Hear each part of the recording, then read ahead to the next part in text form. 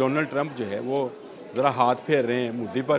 یہ بڑا مہنگا ہاتھ ہے بھارت کی اکانومی پر. اس کا بہت ہی برا اثر ہونے والا ہے کیونکہ یہ جہاز اور یہ اسلحہ جو بلینز آف ڈالرز کا ہوگا, جو بلینز آف ڈالرز کے معاہدے امریکہ انڈیا کے ساتھ کرنے جا رہا ہے, اس کا مقصد انڈیا کو خود کو سپر پاور بنانا ہے. لیکن وہ سپر پاور اس طرح سے نہیں بنے گا کہ اگر اس کے پاس F-35 آئے گا, F-35 اڑائے گا کون؟ یہ 5th جنریشن کا جہاز جس کو F-35 کہتے ہیں, یہ اگر انڈیا کو ملے گا تو چائنا کے مقابلے کے لیے ملے گا. اور اس کے مقابلے کے لیے چائنا بالکل تیار ہے. نہ صرف وہ تیار ہے بلکہ وہ پاکستان کو بھی تیار کر رہا ہے اور پاکستان کو اگلی جنریشن کے جہاز بنانے کی انڈسٹری جو ہے یہاں پر ڈیولپ کر کے دے رہا ہے. اسلحہ چلائے گا کون؟ مودی صاحب, آپ کا اسلحہ جو آپ خرید کر لا رہے ہیں یہ آپ کے کسی کام نہیں آئے گا کیونکہ آپ چاروں طرف سے ایسے ممالک میں گھرے ہوئے ہیں جو سب ایک جان ہو گئے ہیں. بسم اللہ الرحمن الرحیم. بولتے کالم کے ساتھ میں عامر رضا خان, اور آج میں آپ کو یہ بتانا چاہتا ہوں کہ امریکہ نے مودی کو تھوک لگا دی. کیا لفظ صحیح ہے یا نہیں صحیح, آپ اس کو دیکھ لیجئے گا. لیکن جو بلینز آف ڈالرز کے معاہدے امریکہ انڈیا کے ساتھ کرنے جا رہا ہے, اس کا مقصد انڈیا کو خود کو سپر پاور بنانا ہے. لیکن وہ سپر پاور اس طرح سے نہیں بنے گا کہ اگر اس کے پاس F-35 آئے گا, F-35 اڑائے گا کون؟ کل آپ نے دیکھ لیا کہ انڈین ایئر چیف نے اپنی ایروناٹیکل جو ان کی سروسز ہیں یا ان کی جو کمپنی ہے اس کے حوالے سے کیا باتیں کی, اور انہوں نے کہا کہ وہ اس قابل نہیں ہے کہ کوئی جہاز بنا سکے. بنا کیا سکیں, اڑا بھی نہیں سکتے ہیں, کیونکہ آپ نے بھارتی جہازوں کا اور پائلٹس کا حال دیکھ لیا ہے کہ کس طرح سے وہ جو ہیں وہ نہ صحیح طریقے سے جہاز اڑاتے ہیں, نہ ان میں وہ جذبہ موجود ہے.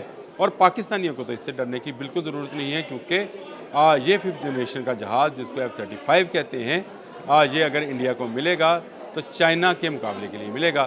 اور اس کے مقابلے کے لیے چائنا بالکل تیار ہے. نہ صرف وہ تیار ہے بلکہ وہ پاکستان کو بھی تیار کر رہا ہے اور پاکستان کو اگلی جنریشن کے جہاز بنانے کی انڈسٹری جو ہے یہاں پر ڈیولپ کر کے دے رہا ہے. ہاں جی, یہ بھی آپ کے لیے بڑی خبر ہے کہ JF-17 تھنڈر کے بعد J-10 جو ہے J-10C جو ہے وہ جہاز بھی پاکستان میں بننے جا رہا ہے. اور یہ بہت بڑی اچیومنٹ ہوگی کہ پاکستان اپنے سے JF-17 تھنڈر کا 3rd جنریشن طیارہ تو بنا چکا, اب J-10 کا 10C جو ہے وہ بھی اگر یہاں بنے گا تو آپ مجھے بتائیں کہ انڈیا کس کا مقابلہ کرے گا. ایک طرف چین ہے, ایک طرف پاکستان ہے. اصل میں امریکہ چاہتا یہ ہے کہ سی پیک کو کسی طرح سے غیر محفوظ کیا جائے, اس راستے کو, اس کوریڈور کو جو کہ چائنا کی تجارت کو پوری دنیا میں پھیلانے کا باعث بننے جا رہا ہے. اس سے صرف پاکستان کو کمزور کرنا مقصد نہیں ہے, اصل میں تو چین کی اکانومی پہ ہاتھ ڈالنا مقصد ہے, جس کے لیے ٹرمپ صاحب بہت بے چین ہیں. اور انہوں نے اب بھارت کو نیا دلاسا, نئی تسلی دی ہے کہ آپ اگر تنہا رہ گئے ہو خطے کے اندر, جس کا میں ذکر کر چکا تھا کہ ترکی, ایران, پاکستان, بنگلہ دیش, چائنا یہ سب مل گئے اور اب روس کے ملنے کے بھی امکانات پیدا ہو گئے ہیں, تو ڈونلڈ ٹرمپ جو ہے وہ ذرا ہاتھ پھیر رہے ہیں مودی پر. یہ بڑا مہنگا ہاتھ ہے بھارت کی اکانومی پر. اس کا بہت ہی برا اثر ہونے والا ہے کیونکہ یہ جہاز اور یہ اسلحہ جو بلینز آف ڈالرز کا ہوگا. الجزیرہ کی آج کی یہ سٹوری ہے کہ بلینز آف ڈالرز کا اسلحہ لیا جا رہا ہے کس کے لیے؟ کیا چائنا کا مقابلہ بھارت صرف یہ چند جہاز لے کر سکتا ہے؟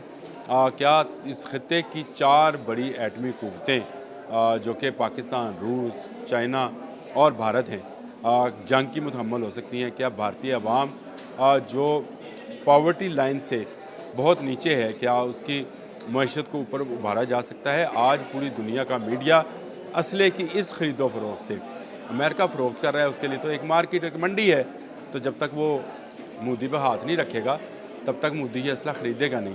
اور مودی بچر جو ہے وہ اسلحہ خریدنے کو تیار ہو گیا اس خواب کو دیکھتے ہوئے کہ شاید وہ کسی کا بنایا ہوا اسلحہ چلا کر سپر پاور بن جائے گا.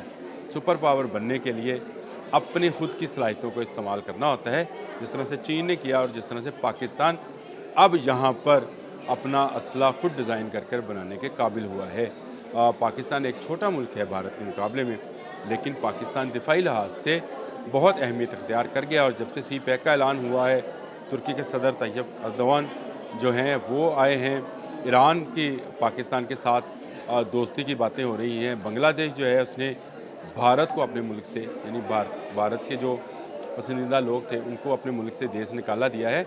उसके बाद से भारत बहुत तनख्वाह है। हाँ, श्रीलंका भी जो है वो भी इसी का हिस्सा है, वो पाकिस्तान के साथ है। तो इस तरह भारत अब खत्ते में किसी जगह कोई मुंह दिखाने के काबिल नहीं रहा, तो वो भाग कर मदद मदद पुकारता हुआ अमेरिका के पास गया है, जिसने अमेरिका ने उससे अपना असला बेचने पर इत्तफाक किया है। यानी अमेरिका ने भी उसके साथ कोई बाहमी तजारत का काम नहीं किया।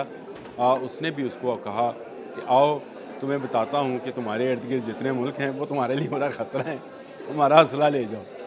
असला चलाएगा कौन? मोदी साहब, आपका असला जो आप ख़रीद कर ला रहे हैं ये आपके किसी काम नहीं आएगा, क्योंकि आप चारों तरफ से ऐसे ममालिक में घिरे हुए हैं जो सब एक जान हो गए हैं। आप किसी एक की ज़रूरत पर भी कुछ एक्टिविटी करेंगे तो बाकी ममालिक आपको छोड़ेंगे नहीं।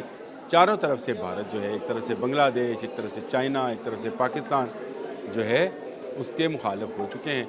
और इस तरह से वो तन्हाई जिसका ख्वाब भारत देखा करता था, मोदी देखा करता था कि पूरी दुनिया में पाकिस्तान एक तनहा मुल्क रह जाएगा, आज खुद उसी गड्ढे में गिर गया है। असला ख़रीद रहा है, कर्ज़ उठा रहा है और अपने लोगों को मज़ीद गुर्बत की लाइन से नीचे लेके जा रहा है। पाकिस्तानियों को इससे परेशान होने की बात नहीं है। पाकिस्तान चाइना से इससे बेहतर, सस्ता और जदीद असला अपने मुल्क में तैयार करने की टेक्नोलॉजी हासिल कर रहा है, तुर्की से टेक्नोलॉजी हासिल कर रहा है। इंडिया अभी बहुत दूर है अपने ख्वाब को मुकम्मल करने के लिए कि वो दुनिया में सुपर पावर बनेगा। इस असले की ख़रीदो फ़रोख्त से सुपर पावर तो नहीं बनेगा, हाँ उसकी मईशत जो अब कदरे बेहतर हो रही थी उसको मज़ीद धचका लगेगा और वो नीचे गिर सकती है। मज़ीद लोग गुर्बत का शिकार हो सकते हैं और मज़ीद लोग जो हैं वो बुनियादी ज़रूरियात से महरूम हो सकते हैं। आज के लिए इतना ही। अल्लाह हाफ़िज़।